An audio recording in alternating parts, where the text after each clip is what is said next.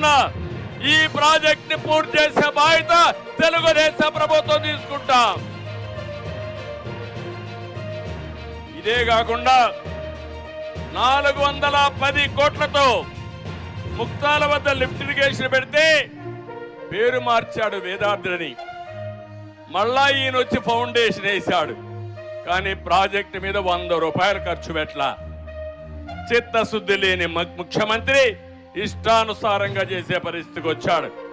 ఇక్కడిని పిట్టలవారిగూడెం ఈ ప్రాంత ప్రజల చిరకాల వాంఛ 690 కోట్ల రూపాయల ప్రాజెక్టు, 50,000 ఎకరాలకు నీళ్లు వస్తాయి. దీన్ని పూర్తి చేసే బాధ్యత తెలుగుదేశం పార్టీ తీసుకుంటామని మీ అందరికీ హామీ ఇస్తున్నా. ఇదే కాకుండా ఈరోజు ఒక్క విషయం మీరు గుర్తుపెట్టుకోవాలి. మళ్ళా సాగు నీరు రావాలన్నా, రైతుల యొక్క బతుకులు బాగుపడాలన్నా తెలుగుదేశం జనసేన ప్రభుత్వం రావాలి. ఈ సైతాన్ ప్రభుత్వం పోవాలి. అప్పుడే సాధ్యం. మళ్ళా రైతే రాజుగా తయారు కావాలి.